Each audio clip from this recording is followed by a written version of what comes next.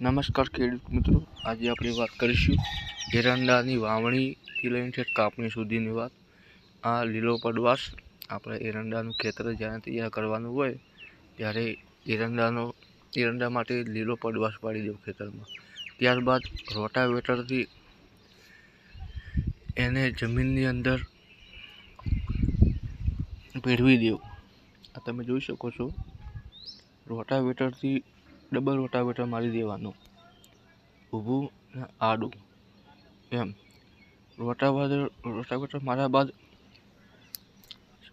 દોરી મૂકીને 5.5 બાય 5.5 અંતરે વાવેતર કરી દેવું. જમીન ભરભરી હોવી જોઈએ. જમીન ભરભરી કરીને ત્યારબાદ 5.5 બાય 5.5 બે દાણા મૂકી દેવાના. તમે જોઈ શકો છો આ રીતના 5.5 બાય 5.5 અંતરે. અને ત્યારબાદ તમે જોઈ શકો છો આપણા જ્યારે એરંડા 25 થી 30 દિવસના થઈ જાય ત્યારે પત્રખેડ કરી દેવી ટ્રેક્ટરથી. આગળ ખાતરની વાત કરીશું. ખાતર અત્યારે કોઈ ખાતર આપવાનું નહીં.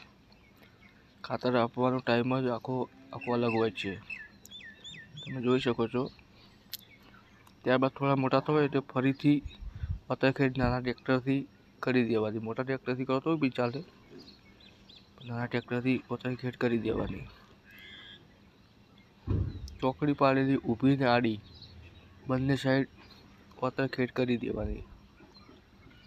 પત્રખેડ કરવાથી તેના મૂળિયાનો સારો વિકાસ થાય, નિંદામણ ઓછું ઉગે, ગ્રોથ સારું થાય. ત્યારબાદ પત્રખેડ કર્યા બાદ એને પિયત આપવા માટે ચાસ પાડી દેવાના. ઊભા ચાસ પાડી દેવાના. ઊભા ચાસ પાડીને આપણે જાણે ખાતર આપવું હોય, ખાતરની વાત કરીશું આપણે. ખાતરમાં તમે જોઈ શકો છો આગળ કે એરંડા ચાસ પાડ્યા બાદ બરાબર ખેંચાવા દેવાના.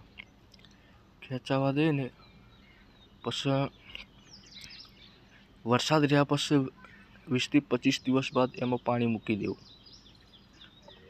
તમે જોઈ શકો છો. અને પાણી મૂક્યા પછી જાણે આપણે આ ચાસ ભાગવાના હોય એમાં ડીએપી, એમઓપી પોટાશ, કો તો 12-32 અને ફાડા સલ્ફર એ ઊભા ચાસમાં વાવી દેવાનું. અને પછી પત્રખેડ કરી દેવાની. જાણે છેલ્લું હળતર હોય ત્યારે ચાસ ભાગી દેવાના. એરંડાનો સારો વિકાસ થાય છે, તમે જોઈ શકો છો.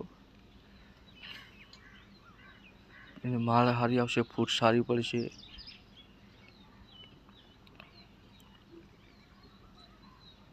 દાણાનું વજન સારું બેસશે, અંદર સલ્ફર.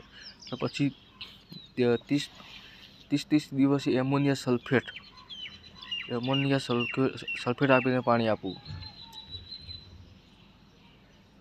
એમોનિયા સલ્ફેટ નાઇટ્રોજન મળશે અને સલ્ફર મળશે એમાં, જેથી કરીને દાણાનું વજન સારું બેસશે. તમે જોઈ શકો છો એરંડાની માળ, ફૂટ.